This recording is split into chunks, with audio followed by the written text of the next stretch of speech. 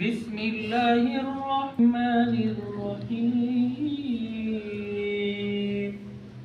وظللنا عليكم الغمام وأنزلنا عليكم المن والسلوى كلوا من طيبات ما رزقناكم وما ظلمونا ولكن كانوا أنفسهم يظلمون۔ عزیزو، بات چل رہی تھی بنی اسرائیل کی۔ بنی اسرائیل بار بار بتایا گیا ہے کہ بنی اسرائیل حضرت موسیٰ علیہ السلام پر جو قوم ایمان لے کر آئی تھی بنی اسرائیل، اس کو بولا جاتا ہے۔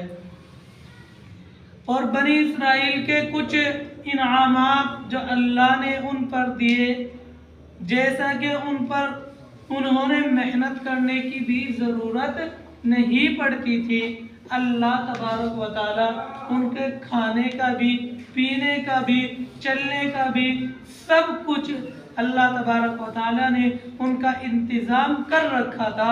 اللہ تبارک و تعالی نے تو یہاں تک کر رکھا تھا کہ اللہ تبارک و تعالی نے آسمان سے بادل کو ان کے سایہ دار بنا دیا، یعنی کہ بادلوں کو ان کے اوپر ایسا بنا دیا جیسا کہ ان کے اوپر کوئی سایہ ہو، ان کو کوئی دھوپ نہیں لگتی تھی، ان کو کوئی پریشانی نہیں ہوتی تھی۔ اگر پانی ان کو انہوں نے مانگا تو اللہ تبارک و تعالیٰ فرماتے ہیں وَإِذِ اسْتَسْقَىٰ مُوسَىٰ لِقَوْمِهِ فَقُلْنَا اضْرِب بِّعَصَاكَ الْحَجَرَ۔ کہ موسیٰ، آپ کیوں پریشان ہو رہے ہو؟ آپ پریشان کیوں ہو؟ پریشان ہونے کا مطلب کیا ہے؟ آپ میرے پیغمبر ہو، میرے جلیل القدر پیغمبر ہو، آپ اس اللہ کو ماننے والے ہو جس اللہ کی حکومت چاروں طرف ہے۔ وہ کہا ہے نا کسی نے، کہیں سردی، کہیں گرمی، کہیں بارش، کہیں طوفان، خدا ہی کا کرشمہ ہے، اسی کی حکمرانی ہے، وہی کرتا ہے دن روشن، وہی پھر رات لاتا ہے، حکومت اس کی چاروں طرف ہے، زمینی آسمانی ہے۔ یہ بات اللہ کے لیے ہے۔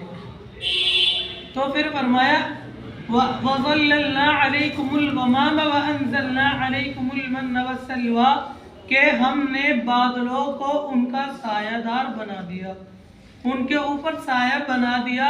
وَأَنزَلْنَا عَلَيْكُمُ الْمَنَّ وَالسَّلْوَىٰ، اور ہم نے من و سلوہ ان پر نازل فرمایا۔ کُلُوا مِن طَیِّبَاتِ مَا رَزَقْنَاکُمْ، لہٰذا تم کھاؤ اس پاکیزہ رزق میں سے جو تم کو رزق دیا گیا ہے۔ وَمَا ظَلَمُونَا وَلَٰكِنْ كَانُوا أَنفُسَهُمْ يَظْلِمُونَ، اور انہوں نے ہمارا کچھ نہیں بگاڑا، لیکن وَلَٰكِنْ كَانُوا أَنفُسَهُمْ يَظْلِمُونَ، انہوں نے تو اپنی جانوں پر ہی ظلم کیا ہے۔ جی،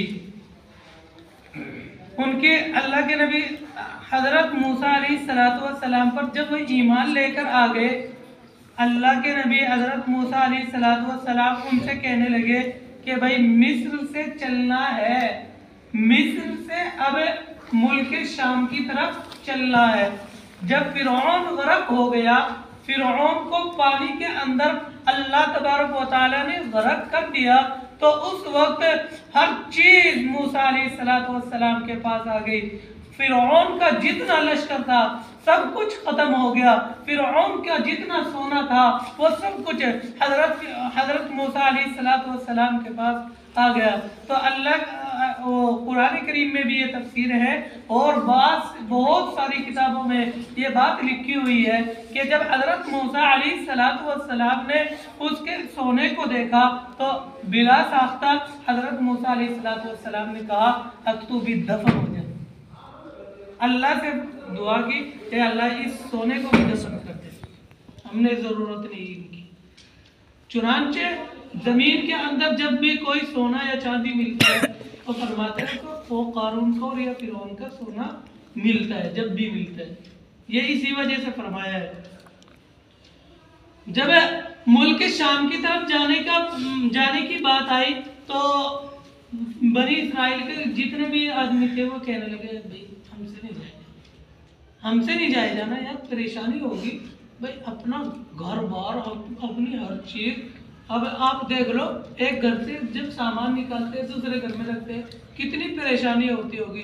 तो बनी इसराइल ने कहा अब हम नहीं करेंगे, अल्लाह का हुक्म है तो होने दो, हम करेंगे नहीं। तो हज़रत मूसा अलैहिस्सलाम ने उनको समझाने के बावजूद बनी इसराइल मान गए और मुल्क शाम की तरफ जाने लगे। तो उस वक्त जब मुल्क शाम की तरफ बनी तीमा एक वादी है, वहां जाकर हजरत मूसा अलैहिस्सलाम से कहते हैं, ए मूसा अपने रब से ये तो कहो कि हम धूप में मर रहे हैं, धूप हमारे ऊपर इतनी शिद्दत के साथ आ रही है, आप कोई ऐसा इंतजाम करो कि हमें धूप न लगे। तो अल्लाह तबारक व तआला फरमाते हैं कि तुम्हारे धूप का भी हमने इंतजाम किया कि तुम्हारे ऊपर कोई धूप न लगे।